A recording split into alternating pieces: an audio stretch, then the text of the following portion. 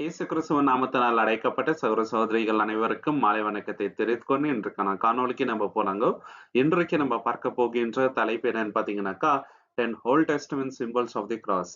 பழைய ஏற்பாட்டில் சிலுவைக்கான 10 அடையாளங்களை நம்ம பார்க்க போகின்றோங்க. இயேசு கிறிஸ்து நமக்காக உலக தோற்றத்துக்கு முன்பாகவே அடிக்கப்பட்ட ஆட்டுக்குட்டின்னு வசனம் இருக்குது இல்லைங்களா? தேவனுடைய சித்தத்துல மனிதன் சாகக்கூடாது, எல்லோரும் நல்லா வாழணும், தேவ பக்தி உள்ள ஒரு சந்ததி இந்த உலகத்துல இருக்கணும்ன்றதுதான் தேவனுடைய சித்தமா இருக்குதுங்க.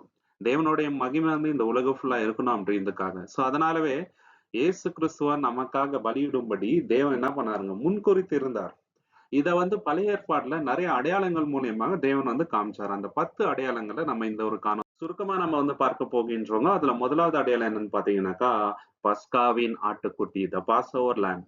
யோவான் இயேசு கிறிஸ்துவ பார்க்கும்போது என்ன சொல்றாருங்க, இதோ தேவ ஆட்டுக்குட்டின்றாருங்க. முதல் தடவை பார்க்கும் போதே தேவ ஆட்டுக்குட்டின்றாரு. ஏன் தேவ ஆட்டுக்குட்டின்னு சொல்றாருனாக்கா, பழைய ஏற்பாடுல எகிப்துல இஸ்ரேல் ஜனம் அடிமையா இருந்தாங்க. அப்ப தேவன் என்ன சொல்றாரு, வாதம் வரும் இல்லைங்களா, சங்காரிப்பின் தூதன் வருவாரு. அவர் என்ன பண்றாருனாக்கா, வெறும் எகிப்து ஜனங்கள்ல மட்டும் அழிப்பாரு.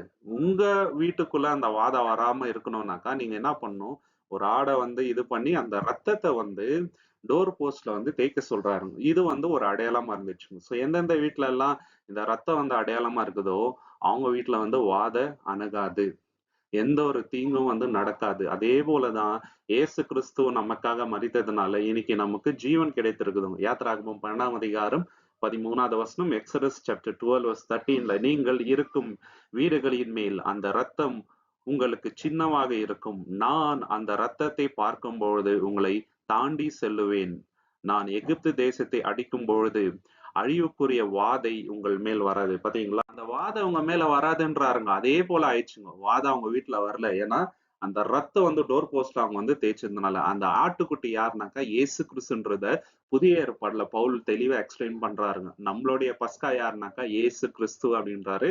1 கொரிந்தியர் 5ஆம் அதிகாரம் 7வது வசனத்துல, 1 கொரிந்தியன் சாப்டர் 5 verse 7லங்க, நீங்கள் புளிப்பில்லாதவர்களாய் இருக்கிறபடியால் புதிய மாவாக இருக்கும்படி பழைய புளிப்பை நீக்கி போடுங்கள், ஏனெனில் நம்முடைய பஸ்காவாகிய கிறிஸ்து நமக்காக பலியாயிருந்தார். பாத்தீங்களா, நம்முடைய பசுவாகிய இயேசு கிறிஸ்து நமக்காக பலியானார். அதனால இந்த புளிப்பு உங்ககிட்ட இருக்கக்கூடாது, இந்த தவறான விஷயங்கள் உங்ககிட்ட இருக்கக்கூடாது அப்படின்ட்டு சொல்றாருங்க. யாத்திராகமம் 12ஆம் அதிகாரம் 46வது வசனம் நம்ம பார்க்கும் போது, எக்ஸடஸ் சாப்டர் 12:46ல அந்த பஸ்கா ஆடை பலியிடுறாங்க இல்லைங்களா, அதோட எலும்பு அவங்க முறிக்க மாட்டாங்க.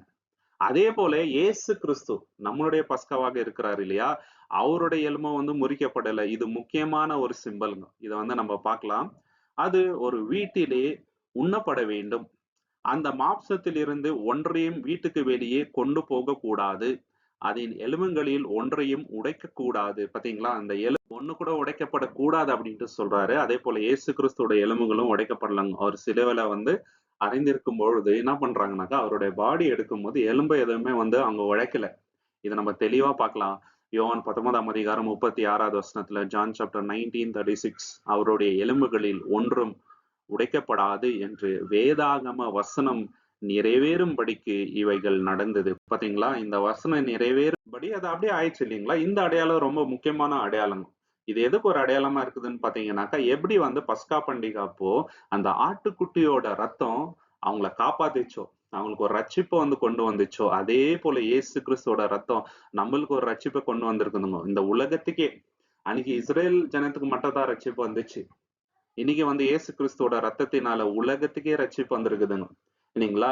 நியாய தீர்ப்புல இருந்து அவங்க காப்பாற்றப்பட்டாங்க. அதுதான் நம்ம முக்கியமான ஒரு அடையாளங்க. நம்ம யோசிக்க வேண்டிய கேள்வி எனக்கு என்னன்னு பாத்தீங்கன்னாக்கா, இயேசு கிறிஸ்துவோட அந்த பலியில நம்மளுக்கு எவ்வளவு நம்பிக்கை இருக்குது. அந்த காலத்துல இஸ்ரேல் ஜனம் அந்த ரத்தத்தின் மேல அவனை நம்பிக்கை வச்சாங்க இல்லைங்களா. தேவன் சொல்லிட்டாரு, அதை பூசுங்க அப்படின்ட்டாருன்னு. ஆனா பிராக்டிக்கலாவே இல்ல. இதை பூசினா எப்படிப்பா நம்ம காப்பாற்றப்படுவோம்? அவங்களுக்கு நம்பிக்கை இருந்துச்சு, தேவன் இவ்வளவு வல்லமையா நம்மளை வழி நடத்துறாரு, நிச்சயமாக காப்பாற்றுவார். அதே போல இயேசு கிறிஸ்துவின் ரத்தம் நம்மளை ரட்சித்து இருக்கிறது அப்படின்ற அந்த நம்பிக்கை நமக்கு இருக்குதுங்களா? பாவத்தை கழுவி இருக்குது அப்படின்ட்டு 100% நம்பினவங்க. இதுல 1% கூட நம்மளுக்கு இது எப்படி சாதி அப்படின்ற எண்ணம் வரவே கூடாது இல்லைங்களா. ரெண்டாவது விஷயம் என்னன்னு பாத்தீங்கன்னாக்கா, அடையாளம் வெண்கல பாம்பு, வெண்கல சர்பம், த பிரான்ஸ் சர்பன்ட். என்னாகமம் 21ஆம் அதிகாரம் 9வது வசனம், நம்பர்ஸ் சாப்டர் 21 verse 9ல, அப்பொழுது மோசே ஒரு வெண்கல பாம்பை செய்து அதை தூணின் மேல் வைத்தான். பாம்பு கடித்தவன் எல்லாம் அந்த வெண்கல பாம்பை நோக்கினால் உயிரோடு இருந்தான். பாத்தீங்களா, இது எதற்கு ஒரு அடையாளம் அப்படின்னு பாத்தீங்கன்னாக்கா, இஸ்ரேல் ஜனம் வந்து பாவம் செஞ்சுறாங்க வனாந்தரத்துல. அப்போ தேவன் வந்து பாம்புங்களை அமைச்சு அவங்கள வந்து தண்டிக்கிறாரு. நிறைய பேரை கொத்திருந்த பாம்பு எல்லாம் செத்து போறாங்க.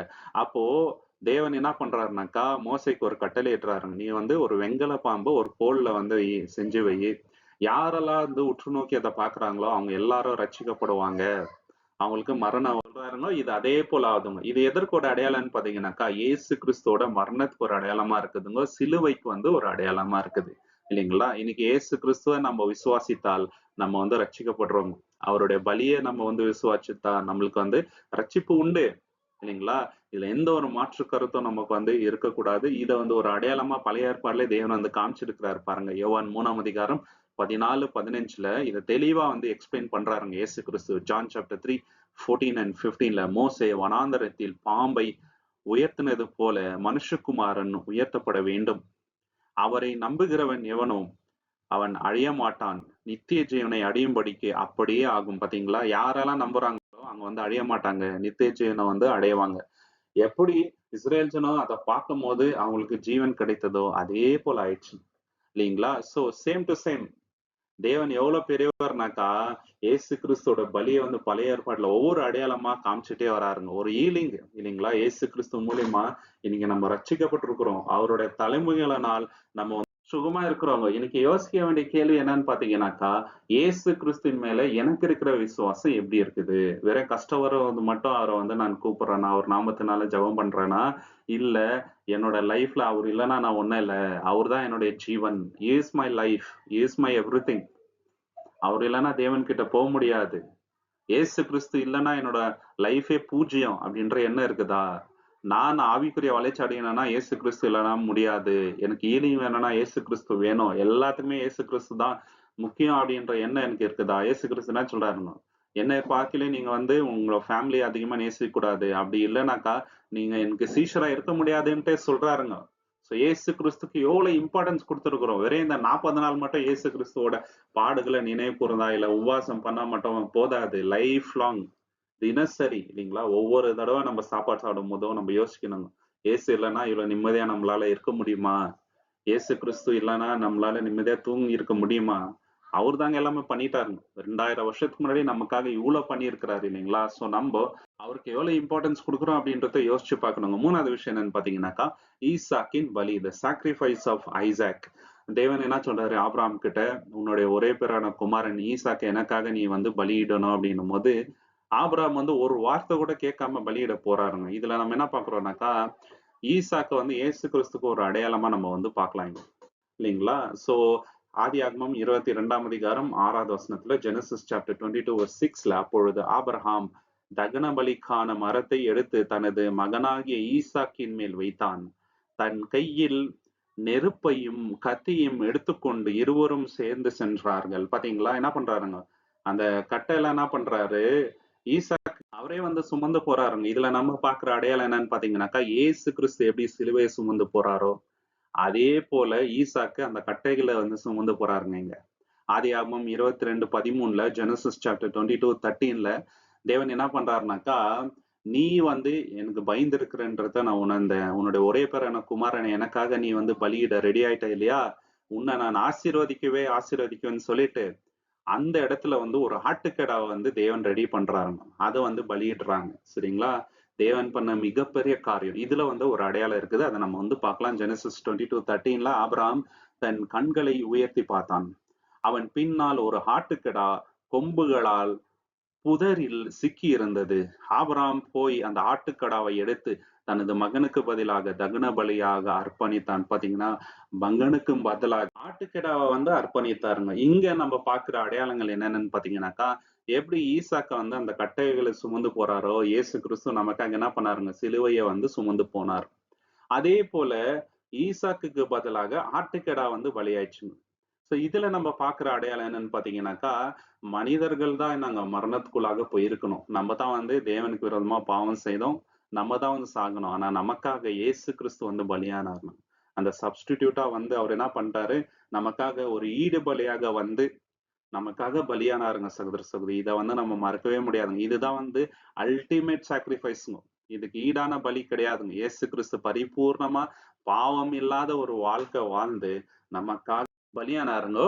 இப்போ பலியிட ஆபிரகாம் தேர்ந்தெடுத்த இடம் என்னன்னு பாத்தீங்கன்னாக்கா மோரியா மலை. இந்த இடம் எங்க வருதுனாக்கா ஆபிரகாம் இருந்த இடத்துக்கும் அந்த இடத்துக்கும் 3 நாள் வந்து டிராவல் பண்ணணும்.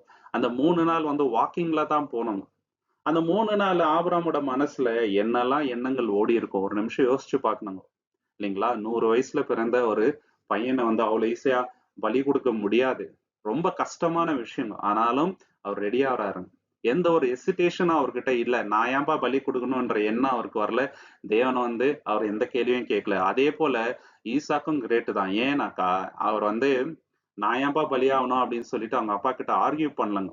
அந்த சாக்ரிபிஷியல் கேரக்டர் அவர்கிட்ட இருந்துச்சு. விட்டு கொடுக்கிற குணம் இருந்துச்சுங்க. அதே போல இயேசு கிறிஸ்து நமக்காக பலியாக நாங்க சித்தமானார். தேவனுடைய சித்தத்தை வந்து நிறைவேற்றும்படி இந்த உலகத்துக்கு அவர் வந்தாருங்க. ஒரு கேள்வி கூட தேவன் உனக்கு கேட்கல. நான் ஏன்பா பலியாகணும் பாவிகளுக்காக அப்படின்ற அந்த எண்ணம் அவருக்கு வரவே இல்லை பாருங்க. அதனால்தான் இயேசு கிறிஸ்து கிரேட்டஸ்ட் ஆஃப் ஆல் டைம். எப்பவுமே இயேசு கிறிஸ்து தான் வந்து கிரேட்டுங்க. அவரை போல யாருமே வந்து இந்த உலகத்துல இருக்க முடியாதுங்க சகோதர சகோதரி இல்லைங்களா? சோ இந்த மோரியா மலையில முக்கியமான சம்பவங்கள் நடந்ததா நிறைய ஆர்கியாலஜிஸ்ட் வந்து சொல்றாருங்க. அதுல ஒரு சம்பவம் என்னன்னு பாத்தீங்கன்னாக்கா மெல்கி ஜெடேக் வந்து ஆபிரகாம மீட் பண்றது இந்த இடத்துலதான் அப்படின்ட்டு சொல்றாங்க.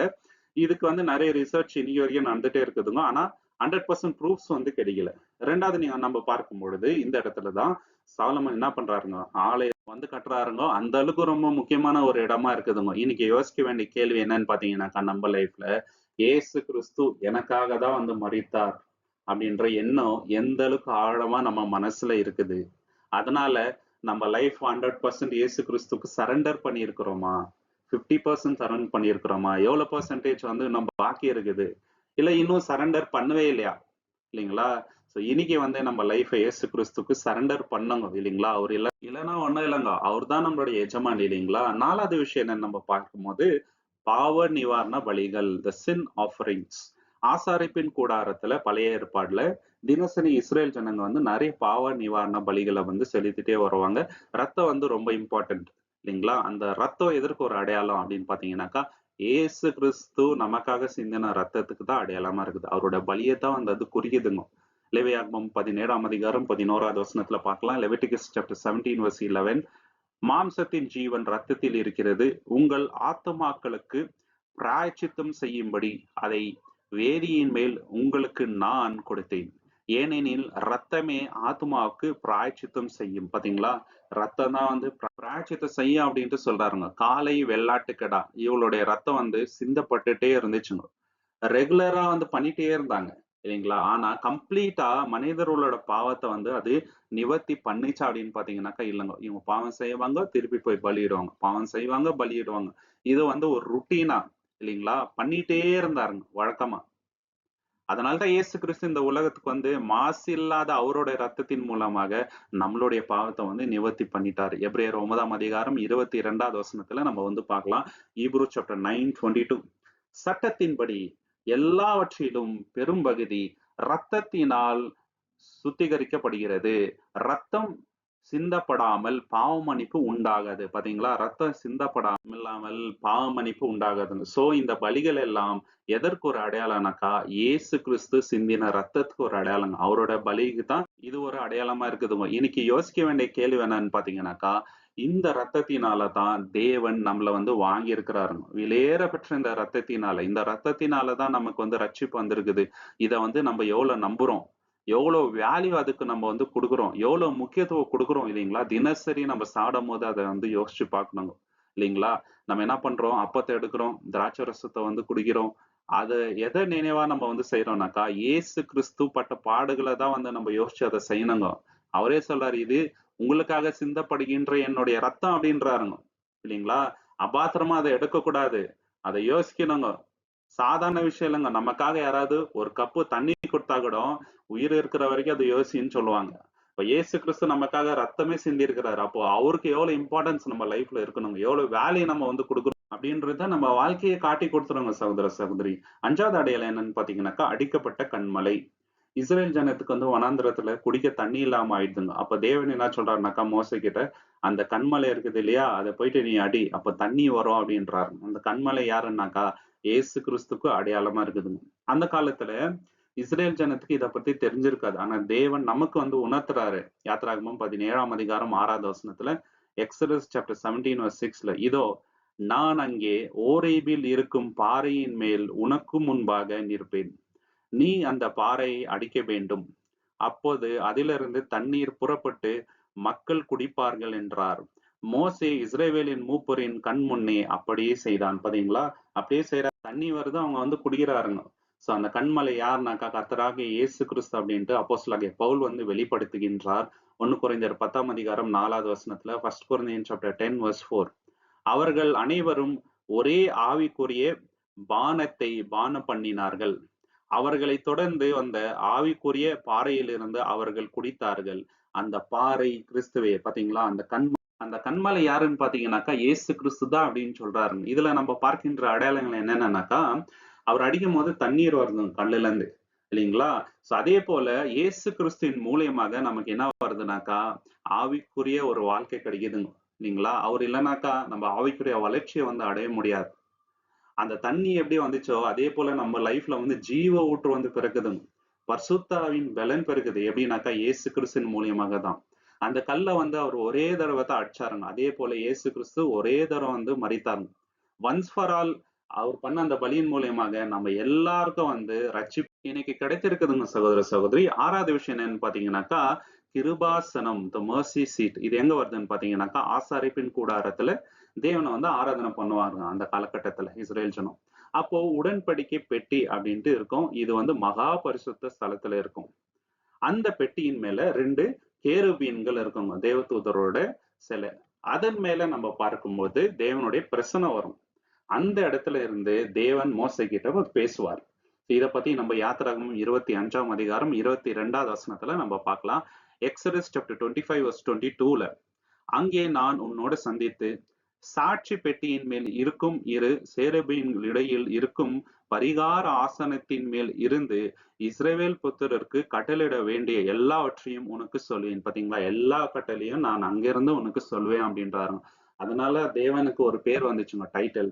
கேர்பின் மத்தியில் வாசம் பண்ணுகிறவர் அப்படின்ற ஒரு டைட்டில் வந்து தேவனுக்கு இருக்குது. ரோமர் 3ஆம் அதிகாரம் 25வது வசனத்துல பவுல் வந்து இதை பத்தி தெளிவா எக்ஸ்பிளைன் பண்றாரு. ரோமன் சாப்டர் 3:25ல, அவருடைய இரக்கத்தின் மேல் விசுவாசத்தினாலே அவரை பரிகார பலியாக தேவன் நிறுத்தினார்.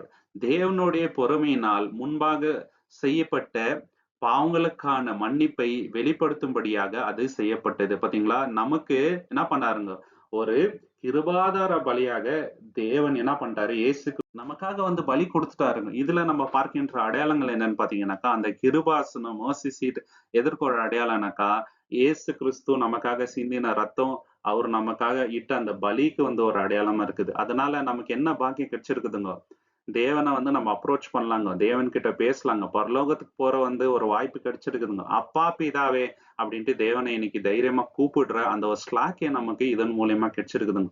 எப்படி வந்து மோசே கிட்ட தேவன் அந்த கிருபாசனத்துல இருந்து பேசினாரோ, அதே போல இன்னைக்கு தேவன் எப்படி நம்ம வந்து அப்பா பிதான்னு கூப்பிடலாம், அவரும் நம்ம கிட்ட வந்து பேசுறாருங்க, திருவுளம் பற்றாருங்க. இது எதனால சாத்தியமாயிருக்குதுனாக்கா, இயேசு கிறிஸ்து கொடுத்த பலியினாலதாங்க, இல்லைங்களா? சோ அங்க என்ன ஆகுதுன்னு பாத்தீங்கன்னாக்கா, சிலுவையில இயேசு சிந்தின ரத்தத்தினால தேவனுடைய கிருபையும் தேவனுடைய நீதியும் என்ன ஆயிட்டுங்க, ரெண்டுமே வந்து ஃபுல்ஃபில் ஆயிடுச்சு, இல்லைங்களா? அந்த உடன்படிக்கை பெட்டி உள்ள நியாயப்பிரமாணம் இருக்குதுங்க. ஒரு மனுஷன் பாவம் செஞ்சா என்னதான் தண்டனை வரும் அப்படின்றது அது தெளிவா இருக்குது, இல்லைங்களா? இயேசு கிறிஸ்து என்ன பண்ணாருங்க, நியாயப்பிரமாணத்தை கம்ப்ளீட்டா நிறைவேற்றிட்டு நமக்காக வந்து அவருடைய ஜீவனை வந்து கொடுத்தார். ஏன்னா நம்ம பாக்குறோம், தேவனுடைய நீதி அங்க வந்து நிறைவேறுதுங்க. அதுதான் வந்து இங்க நம்ம பாக்குறோம். இன்னைக்கு யோசிக்க வேண்டிய கேள்வி என்னன்னாக்கா, அந்த கான்பிடன்ஸ் நம்ம கிட்ட இருக்குதா, தைரியம் இருக்குதா தேவன் கிட்ட போய் அப்ரோச் பண்றதுக்கு, பேசுறதுக்கு இயேசு கிறிஸ்துவின் மூலியமாக? ஏன்னா இயேசு கிறிஸ்துவின் ரத்தத்தினால நமக்கு அந்த ஸ்லாக்கியம் கிடைச்சிருக்குதுங்க. இல்லைன்னா அப்பா பிதாவன் கூப்பிட முடியாது நம்மளால. சோ அதை வந்து நம்ம யோசிச்சு பார்க்கணுங்க தினசரி. 7வது விஷயம் என்னன்னு பாத்தீங்கன்னாக்கா, தகன பலி, த பர்ன்ட் ஆஃபரிங். ஆசாரிப்பின் கூடாரத்துல தகன பலியை வந்து செலுத்திட்டே இருப்பாங்க. இல்லைங்களா? லேவியாகமம் 1ஆம் அதிகாரம் 9வது வசனத்துல நம்ம வந்து பார்க்கிறோம்.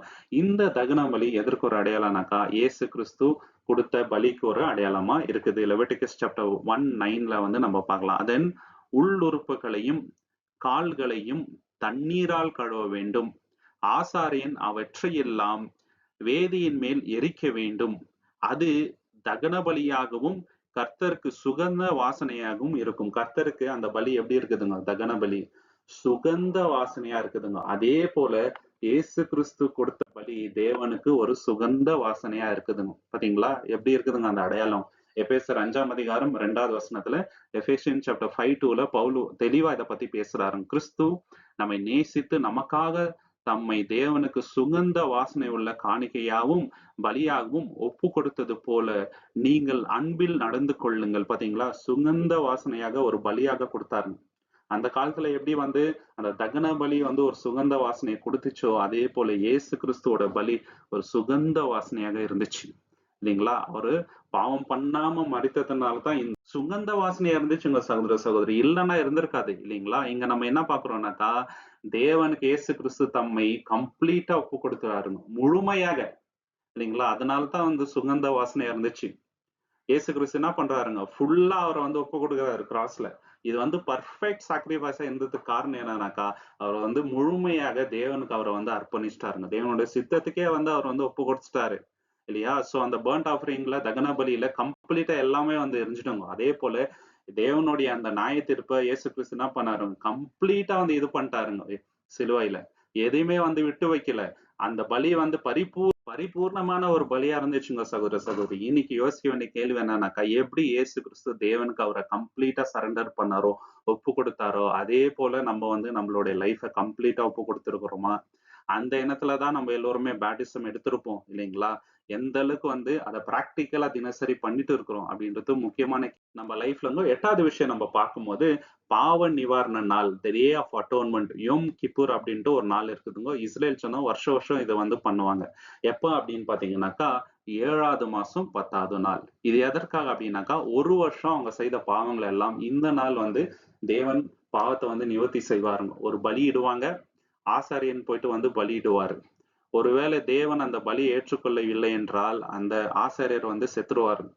பலியை ஏற்றுக்கொண்டுட்டாருனாக்கா அந்த ஆசாரியன் வந்து உயிரோட வெளியே வந்துருவாருங்க. அவர் உயிரோட வெளியே வந்துட்டாருனாக்கா அவங்களோட பலி வந்து தேவன் ஏற்றுக்கொண்டுட்டாரு, அவங்களோட பாவங்கள் எல்லாம் மன்னிக்கப்பட்டதுன்னு அர்த்தம் ஆயிடும். சரிங்களா?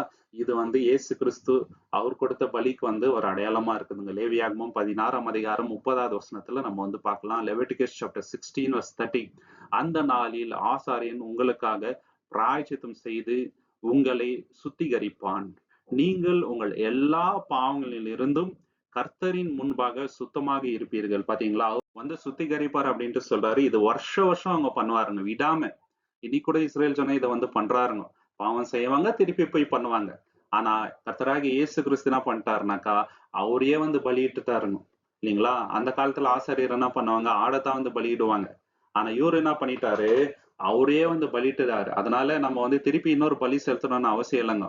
அவருடைய ஈடுபடினால நம்ம பாவங்கள் எல்லாம் மன்னிக்கப்பட்டு இருக்குதுங்க சகோதர சகோதரி. எபிரேயர் 9ஆம் அதிகாரம் 12வது வசனத்துல நம்ம வந்து பார்க்கலாங்க. Hebrews chapter 9:12.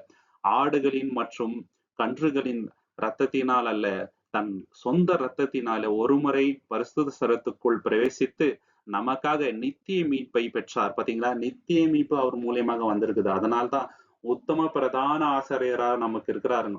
இவரை போல ஆசிரியர் கிடையாதுங்க. அவருடைய ஜீவனை கொடுத்து தேவன் கிட்ட நம்ம போறதுக்கு ஒரு வழியை ஆயத்தம் பண்ணியிருக்கிறாருங்க சகோதர சகோதரி. நம்ம யோசிக்க வேண்டிய கேள்வி என்னன்னு பாத்தீங்கன்னாக்கா, இயேசு கிறிஸ்துவின் ரத்தம் நம்ம பாவத்தை எல்லாம் கழுவி இருக்குது அப்படின்றதுல எவ்வளவு நம்பிக்கை நமக்கு இருக்குது இல்லைங்களா? இயேசு கிறிஸ்து இல்லைன்னு வச்சுங்களேன், நம்ம பாவிகளா தான் இருந்திருப்போம். ஆனா இயேசு கிறிஸ்து நமக்காக அவரோட உயிரை கொடுத்ததுனாலதான் இன்னைக்கு நமக்காக விரோதமா வழக்காடுறதுக்கு யாருமே இல்லைங்க. ஏன்னா இயேசு கிறிஸ்து நம்மள வந்து சுத்திகரிச்சிருக்கிறாருங்க சகோதர சகோதரி. 9வது விஷயம் என்னன்னு பாத்தீங்கன்னாக்கா, நோவாவின் பேழை. நோவா சார்க்கு கூட இயேசு கிறிஸ்துக்கு ஒரு அடையாளமா இருக்குது. இது எப்படின்றத நம்ம பார்க்கலாம். ஆதியாகமம் 7ஆம் அதிகாரம் 16வது வசனம். Genesis chapter 7:16. உள்ளே சென்றவை எல்லாம் தேவன் அவனுக்கு கட்டளையிட்டபடியே சகல மாம்சத்திலும் ஆண் பெண் ஆகியவற்றிலிருந்து கர்த்தர் அவனை உள்ளே அடைத்தார். பாத்தீங்களா? எல்லா அனிமல்ஸும் உள்ள போதுங்க. இவங்கள வந்து அவங்க ஃபேமிலி வந்து உள்ள போயிறாருங்க. இது எதற்கு ஒரு அடையாளம்னு பார்த்தீங்கன்னாக்கா, ஞானஸ்தானத்துக்கு ஒரு அடையாளம் இருக்குதுங்க. அந்த காலத்துல யாரெல்லாம் அந்த பேழைக்குள்ள போனாங்களோ, அவங்க எல்லாமே வந்து ரட்சிக்கப்பட்டாங்க. அதே போல இன்னைக்கு யாரெல்லாம் இயேசு கிறிஸ்துவின் நாமத்துல விசுவாசித்து ஞானஸ்தானம் எடுக்குறாங்களோ, அவர கர்த்தர்ன்ட்டு அறிக்கையிடுறாங்களோ, அவங்க வந்து ரட்சிக்கப்படுவாங்க. இது வந்து ஒரு அடையாளங்க. முக்கியமான ஒரு அடையாளம். 1 பேதுரு 3ஆம் அதிகாரம் 20, 21 1 Peter chapter 3, 20 and 21. முன்னொரு காலத்தில் நோவாவின் நாட்களில் பேழை ஆயத்தமாகிக் கொண்டிருந்தபோது, தேவனுடைய நீண்ட மனம் காத்திருந்தபோது, கீழ்ப்படியாதவர்களாய் இருந்தார்கள். அந்த பேழைக்குள் சிறிது பேர், 8 பேர் தண்ணீரினாலே ரட்சிக்கப்பட்டார்கள். அதற்கு ஒப்பான உருவமாக ஞானஸ்தானமும் இப்போது நம்மை ரட்சிக்கிறது. பாத்தீங்களா? அதுக்கு ஒப்பாக ஞானஸ்தானம் இருக்குது. அதுவே நம்மளை வந்து ரட்சிக்குது அப்படின்ட்டு சொல்றாரு. அந்த நோவாவோட பேழை என்ன ஆயிடுச்சுங்கனாக்கா, வரப்போற நியாய தீர்ப்புல இருந்து ஜனங்களை வந்து ரட்சித்தது. அந்த குடும்பத்தை வந்து ரட்சித்தது. அதே போலதான் வரப்போற நியாய தீர்ப்புல இருந்து நம்ம ரட்சிக்கப்படணும்னாக்கா, இயேசு கிறிஸ்துவின் மேல நமக்கு நம்பிக்கை இருக்கணும். அந்த பேழை யாருனாக்கா இயேசு கிறிஸ்துங்க. அவருக்குள்ள நம்ம இருந்தாக்கா நம்ம வந்து ரட்சிக்கப்படும். Is the only way. அப்ப வந்து அந்த ஆர்க்கு தான் வந்து ஒரே வழி அவங்க ரட்சிக்கப்படுவதற்கு. இன்னைக்கு இயேசு கிறிஸ்து தான் ஒரே வழி. அவர் இல்லாம நமக்கு வேற வழி இல்லைங்க. இல்லைங்களா? சால்வேஷன் வேணும்னா இயேசு கிறிஸ்து தான். அவர் தான் வந்து ஒரே டோருங்க. நானே வாசல்ன்றாரு இல்லைங்களா? அந்த ஒரு டோர் தான் இருந்துச்சு ஆர்க்குள்ள போறதுக்கு. அதே போல இயேசு கிறிஸ்து தான் ஒரே வழிங்க இதை வந்து நம்ம மறந்துடக்கூடாதுங்க. இன்னைக்கு யோசிக்க வேண்டிய கேள்வி என்னன்னு பாத்தீங்கன்னாக்கா, இன்னைக்கு நான் இயேசு கிறிஸ்துக்குள்ள கம்ப்ளீட்டா இருக்கிறேனா, இல்ல உலகத்துக்குள்ள இருக்கிறேனா? கொஞ்சம் கிறிஸ்துக்குள்ள கொஞ்சம் உலகத்துக்குள்ள டிராவல் பண்ணணும்னு நினைச்சீங்கன்னா, நம்ம வந்து ரொம்ப ரொம்ப ஃபூலிஷான பீப்புளா இருப்போங்க. இல்லைங்களா? கிறிஸ்துக்குள்ள கம்ப்ளீட்டா நம்ம வந்து இருக்கணுங்க. அவர்தான் நம்மளுடைய சேஃப்டி. வரப்போற நியாயத்தீர்ப்பு வந்து நம்ம வந்து காப்பாற்றப்படணும்னாக்கா, இயேசு கிறிஸ்துக்குள்ள இருந்தா இருந்தா மட்டும்தான் முடியுங்க சகோதர சகோதரி. 10வது விஷயம் நம்ம பார்க்கும்போது, செங்கடலை கடந்து போவது, கிராசிங் த ரெட் சி. இதுவும் இயேசு கிறிஸ்துக்கு ஒரு அடையாளமா இருக்குதுங்க. யாத்திராகமம் 14ஆம் அதிகாரம் 22வது வசனத்துல இதை பத்தி நம்ம பார்க்கலாம். Exodus chapter 14 verse 22. இஸ்ரவேல் புத்திரர் கடலின் நடுவே உலர்ந்த நிலத்தில் நடந்தார்கள். தண்ணீர் அவர்களுக்கு வலப்புறமும் இடப்புறமும் சுவராய் இருந்தது. ஒரு சுவர் போல வலப்புறம் இடப்புறமும் அந்த தண்ணீர்கள் இருந்துச்சுங்க. இது எதற்கு ஒரு அடையாளம்னாக்கா, இயேசு கிறிஸ்துக்கு ஒரு அடையாளம் இருந்துச்சு. எப்படி வந்து அந்த தண்ணீரை அவங்க கடந்த போது அவங்களுக்கு என்னங்க ஒரு விடுதலை கிடைச்சிச்சுங்க. அடிமைத்தனத்துல இருந்து ஒரு விடுதலை. அதே போல இயேசு கிறிஸ்துவின் மேல நம்ம விசுவாசம் வச்சு இல்லைங்களா, ஞானஸ்தானம் பெறும் பொழுது நமக்கு ஒரு விடுதலை கிடைக்குது பாவத்துல இருந்து. இதை வந்து நம்ம மறந்துடக்கூடாதுங்க. 1 கொரிந்தியர் 10ஆம் அதிகாரம் 1-2 வசனத்துல பவுல் வந்து தெளிவா இதை எக்ஸ்பிளைன் பண்றாரு. 1 Corinthians chapter 10, 1 and 2. சகோதரரே, நம்முடைய பிதாக்கள் அனைவரும் மேகத்தின் கீழ் இருந்ததையும் அனைவரும் கடலை கடந்ததையும் நீங்கள் அறியாதிருக்க நான் விரும்பவில்லை. அவர்கள் அனைவரும் மேகத்திலும் கடலிலும் மோசையின் ஞானஸ்தானம் பெற்றார்கள். அவங்க என்ன பண்ணாங்க? ஞானஸ்தானம் பெற்றாங்க. அது எதற்கு ஒரு அடையாளம் பாத்தீங்கன்னாக்கா, ஞானஸ்தானத்துக்கு ஒரு அடையாளமாக சொல்றாருங்க. செங்கடலை அவங்க கடந்து போனது வந்து ரட்சிப்புக்கு ஒரு அடையாளம். ஏன்னா நியாய தீர்ப்புல இருந்து அவங்க வந்து காக்கப்பட்டாங்க. எகிப்து மக்கள் வந்து பின்னாடி துரத்திட்டு வராங்க. அப்ப என்ன ஆகுது? அவங்க எல்லாருமே செத்துறாங்க கடல்ல மூழ்கி. ஆனா இவங்களுக்கு வந்து ரட்சிப்பு கிடைச்சது. அதே போல இன்னைக்கு இயேசு கிறிஸ்துக்குள்ள நம்ம வரும் பொழுது நமக்கு ஒரு விடுதலை கிடைக்குதுங்க. எதுல இருந்து? பாவத்துல இருந்து ஒரு விடுதலை. ரட்சிப்பு வந்து நமக்கு கிடைக்குது இல்லைங்களா?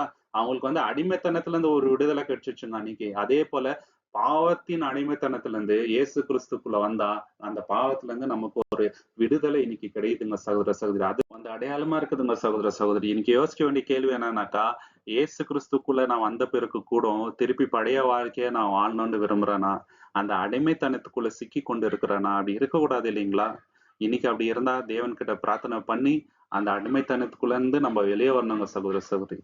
தேவன் தாமே இந்த வசனங்களை ஆசீர்வதிப்பாராக. உங்களுக்கு இந்த காணொலி பிடிச்சிருந்தா லைக் பண்ணுங்க, ஷேர் பண்ணுங்க, சப்ஸ்கிரைப் பண்ணுங்க. தேவனோட சித்தம் இருந்தால் கூடிய சீக்கிரம் இன்னொரு காணொலியில நம்ம எல்லோருமே சந்திக்கலாம். நீங்கள் கொடுக்கின்ற எல்லா ஆதரவுகளுக்கும் நன்றிகள். Thank you so much. ஆமேன்.